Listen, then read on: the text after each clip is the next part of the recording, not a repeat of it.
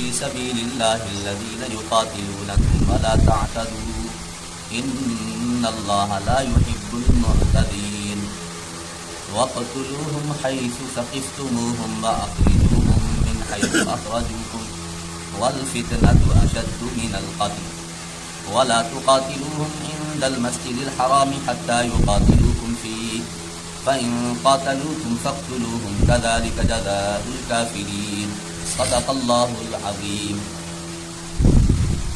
اللہ فرماتے ہیں تم اللہ کی راہ میں ان لوگوں سے لڑو جو تم سے لڑتے ہیں، وَلَا تَعْتَدُوا اور زیادتی نہ کرو، ان اللہ لا يحب المعتدین بے شک اللہ زیادتی کرنے والوں کو پسند نہیں فرماتے۔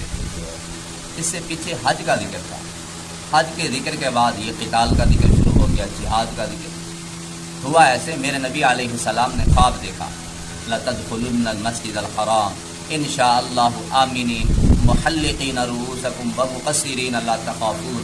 میرے نبی علیہ السلام نے خواب دیکھا کہ ہم بیت اللہ کا طواف کر رہے ہیں، کچھ حلق کروا رہے ہیں، کچھ بال چھوٹے کروا رہے ہیں، اور سارے امن سے یہ کام کر رہے ہیں۔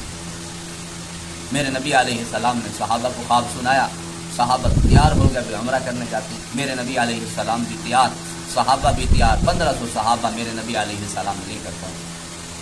ادھر سے قریش مکہ کو پتہ چلا، انہوں نے کہا یہ کیسے ہو سکتا ہے؟ انہوں نے میرے نبی علیہ السلام کے راستے میں رکاوٹ ڈالی اور حضور علیہ السلام کو ایک مقام پہ روک لیا۔ بالآخر معاہدے میں یہ طے پایا کہ اس سال آپ واپس چلے جائیں، اگلے سال آپ آئیں گے تو 3 دن کے لیے ہم آپ کے لیے حرم خالی کر دیں۔ اس سال واپس میرے نبی علیہ السلام واپس جا رہے ہیں، چونکہ احرام باندھا ہوا تھا، عمرہ کیے بغیر احرام کو کھولا تھا، اب قضا ضروری تھی۔ اب میرے نبی علیہ السلام اگلے سال عمرۃ القضا پہ آ رہے ہیں۔ اب جب حضور آئے تو بعض صحابہ نے عرض کیا حضور ہیں تو وہ شرارتی، ہو سکتا ہے کہ اب بھی ہمارے ساتھ کوئی جنگ کرے، ہو سکتا ہے لڑائی لڑنے لگ جائیں مسجد حرام کے پاس ہی۔ تو اللہ نے حکم نازل کیا وَقَاتِلُوا فِي سَبِيلِ اللَّهِ الَّذِينَ يُقَاتِلُونَ، تم بھی پھر اللہ کی راہ میں ان لوگوں سے لڑو جو تم سے لڑتے۔ وَلَا تَعْتَدُوا زیادتی نہ کرنا، تم نے پہل نہیں کرنی، اور جو لڑنے آئے انہی سے لڑنا، یہ نہ ہو ان کے بچوں کو مارنے لگ جانا، ان کی عورتوں کو مارنے لگ جانا، اور تمہاری لڑائی کا اصل مقصد اللہ کی رضا ہو، دنیا داری کی خاطر، شہرت کی خاطر، ریا کی خاطر نہ لڑنا۔ یہ ساری باتیں اس میں آتی ہیں۔ دیکھیں جب دین اسلام، جب میرے نبی علیہ السلام نے پہلی ان کو تبلیغ کی نا، تب سے حکم تھا صبر کرو، صبر صبر صبر۔ صحابہ کرام رضوان اللہ علیہم اجمعین، صحابیات کے ساتھ بھی تھوڑا ظلم ہوا۔ مکہ کا کون سا پہاڑ، مکہ کا کون سا پتھر ایسا نہیں جہاں پہ صحابہ کی چیٹیں خون کے نہ پڑے۔ حضرت بلال، حضرت خباب، حضرت سمیہ، حضرت عمار، ان پر جو ظلم ہوئے وہ تو تاریخیں بھری پڑی۔ حضرت سمیہ عورت ہے، دھمکیاں دیتا ہے ابو جہل، حتیٰ کہ بالآخر ایک ٹانگ کے ساتھ ایک رسی باندھ کے اونٹ کو ایک جانب، دوسری ٹانگ کے ساتھ رسی باندھ کے اونٹ کو دوسری جانب کر دیا۔ کہنے لگا سمیہ اب بھی کلمے سے ہٹ جا ورنہ اب بھی 2 ٹکڑے ہو جائے گے۔ دنیا کا عذاب تو بالآخر ختم ہو جائے گا، آخرت کا عذاب کون سہے گا؟ میں آخرت کے عذاب سے بچتے ہوئے میں دین سے پیچھے نہیں ہٹتی۔ بالآخر اس نے اونٹ کو چلوا دیا اور شرم گاہ پہ اس ملعون نے برچھا بھی مارا، ایسا ظالم تھا، حضرت سمیہ کو 2 ٹکڑے کر دیے، پیچھے نہیں ہٹے تھا۔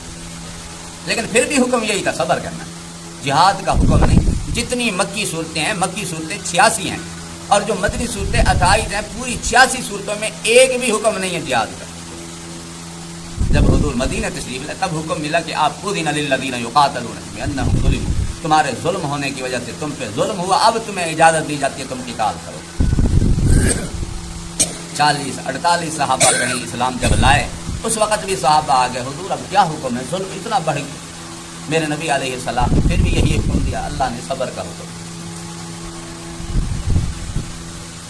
اب اللہ کی طرف سے حکم آ گیا کہ تمہیں اجازت ہے کہ تم اب بھی ظالم، کافر، مشرک، یہود، ہنود ہمارے اوپر اعتراض کرتے ہیں کہ یہ جی جہاد کے دل داتا ہیں، یہ تلواروں کے ذریعے سے، اسلحہ کے ذریعے سے لوگوں کو مسلمان بنائے، ہم ہیں۔ اور یہ واحد چیز ہے جہاد، اس کے بغیر، جہاد کے بغیر، قتال کے بغیر دنیا میں امن نہیں ہو سکتا، دنیا میں امن نہیں ہو سکتا۔ اور ہمارے اوپر اعتراض کرنے والے دیکھتے نہیں ہیں میرے نبی علیہ السلام کا 13 سالہ مکی دور ظلم کون کر رہا ہے؟ میرے نبی علیہ السلام مدینہ تشریف لے گئے، پیچھے کون پہنچ رہا ہے؟ گھر میں لڑنے کے لیے پہنچ گئے۔ اب بھی ہم ہیں پہل کرنے والے۔ ہاں میرے نبی علیہ السلام نے فرمایا ایک زمانہ ایسا آئے گا لوگ جہاد سے پیچھے ہٹ جائیں گے، جہاد کرنے کو جی نہیں چاہے گا۔ وجہ کیا ہوگی؟ فرمایا ان میں دو چیزیں پیدا ہو جائیں گی، حب الدنیا و کراہیت الموت، دنیا کی محبت پیدا ہو جائے گی، موت سے نفرت پیدا ہو جائے گی۔ آج ہم میں سے ہر بندہ اسی مرض میں مبتلا ہے، دنیا سے اتنی محبت ہے جی نہیں چاہتا نکلنے کو، ایک منٹ دین کے لیے دینے کو تیار نہیں۔ قتال جہاد تو دور کی بات، نماز پڑھنے کے لیے ہم گھر سے مسجد میں نماز تک نہیں پہنچ سکتے، میری اپنی یہی کہتے، قتال تو دور کی بات، اللہ کی راہ میں نکلنا، لڑنا، اپنی جان کا نذرانہ پیش کرنا، جان تک قربان کر دینا، یہ تو دور کی بات۔ ایک روایت میں آتا ہے میرے نبی علیہ السلام کے فرمان کا مفہوم ہے قرب قیامت کفار مسلمانوں کے خلاف لوگوں کو آپس میں ایسے جمع کریں گے جیسے دسترخوان پر تم لوگوں کو بلاتے ہو آؤ یار کھانا کھا لو، آؤ کھانا کھا لو۔ صحابہ نے عرض کیا حضور کیا اس دن ہم کم ہوں گے؟ میرے نبی علیہ السلام نے فرمایا نہیں، مسلمان بہت زیادہ ہوں گے لیکن سیلاب کی جھاگ کے مانند ہوں گے۔ سیلاب ہو نا، سیلاب کے اوپر جو جھاگ ہوتی ہے، ان کی وقت نہیں ہوگی، ان کا رعب نہیں ہوگا، ان کا دبدبا نہیں ہوگا، سیلاب کی جھاگ کی مانند یہ مسلمان ہوں گے۔ اس وقت یہ آپس میں ایک دوسرے کو بلائیں گے کفار آپس میں اور مسلمانوں کو ختم کرنے کی کوشش کریں گے۔ آج وہی وقت ہے، ہمارے اندر دنیا کی محبت ہے، موت کی نفرت ہمارے اندر آ گئی، جس کی وجہ سے آج یہ سارے کام ہو رہے ہیں۔ اللہ نے فرمایا تم اللہ کی راہ میں ان لوگوں سے لڑو جو تم سے لڑتے ہیں، ولا تعتدوا، زیادتی نہ کرو، ان اللہ لا يحب المعتدین، بے شک اللہ زیادتی کرنے والوں کو پسند نہیں فرماتے۔ وقتلوہم حیث ثقفتموہم، اللہ فرماتے تم ان سے لڑو جہاں بھی تم انہیں پاؤ۔ اچھا احکام سب ہوتے گئے نا، جہاں بھی تم انہیں پاؤ تم ان سے لڑو۔ واخرجوہم من حیث اخرجوکم، تم انہیں وہاں سے نکالو جہاں سے انہوں نے تمہیں نکالا تھا۔ تمہاری اتنی طاقت اگر ہوگی مکہ سے انہیں نکال دو، اسی مکہ سے انہوں نے تمہیں نکالا، مدینہ ہجرت کرنے پر مجبور کر دیا، اب تمہارے اندر طاقت ہے تو یہاں سے نکالو۔ والفتنۃ اشد من القتل، اور فتنہ جو ہے یہ قتل سے زیادہ سخت ہے۔ فتنہ پھیلانا، بد امنی، بد نظمی، لوگوں کو ورغلانا، لوگوں کو گمراہ کرنا، مسجد حرام سے روکنا، یہ ان کے اندر یہ کام تھے۔ اللہ فرماتے ہیں تم جو قتل سے ڈر رہے ہو کہ ایک جان ماری جاتی ہے، اس قتل سے فتنہ زیادہ سخت ہے، فتنہ پھیلاتے ہیں لوگ۔ وَلَا تُقَاتِلُوهُمْ عِنْدَ الْمَسْجِدِ الْحَرَامِ، اللہ نے فرمایا مسجد حرام کے پاس قتال نہ کرنا، بیت اللہ کے پاس قتال نہ کرنا، حتیٰ یقاتلوکم فی، حتیٰ کہ وہ تم سے اگر اس مسجد حرام میں لڑتے ہیں پھر تم لڑ سکتے ہو۔ پہل کبھی نہ کرنا مسجد حرام کے پاس، کیوں؟ وَمَنْ دَخَلَهُ كَانَ آمِنًا، میرے رب کا حکم ہے جو مسجد حرام میں داخل ہو گیا امن والا ہو گیا، اسے مطمئن ہونا چاہیے، اسے امن مل جاتا ہے۔ انسانی جان کی حرمت تو دور کی بات ہے، یہاں درخت نہیں کاٹ سکتے، خود لوگ گھاس نہیں توڑ سکتے، یہاں ہم شکار نہیں کھیل سکتے، شکار کی جانب اشارہ نہیں کر سکتے۔ یہ تو اتنا امن والا شہر ہے، انسانی جانیں کتنی محترم ہے، لہذا تم نے مسجد حرام کے پاس قریب تم نے ان مشرکوں سے نہیں لڑنا۔ ہاں جب وہ خود لڑنے کے لیے تیار ہو جائیں پھر تمہیں اجازت دی جاتی ہے تم اپنا دفاع کر دو۔ فَإِنْ قَاتَلُوكُمْ، اگر وہ تم سے لڑیں، فَاقْتُلُوهُمْ، پھر تم بھی لڑو۔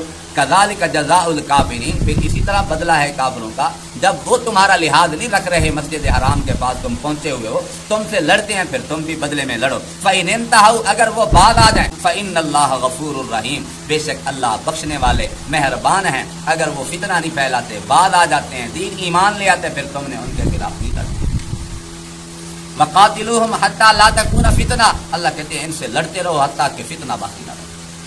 وَيَكُونَ الدِّينُ لِلَّهِ، دین سارے کا سارا اللہ کا ہو جائے، اللہ کی رضا، اللہ کا دین یہ بلند ہو جائے، غلبہ اسلام کا ہو۔ اور اللہ نے قرآن میں وعدے فرمایا ایک نہ ایک دن دین اسلام یہ غالب ہو کر رہے۔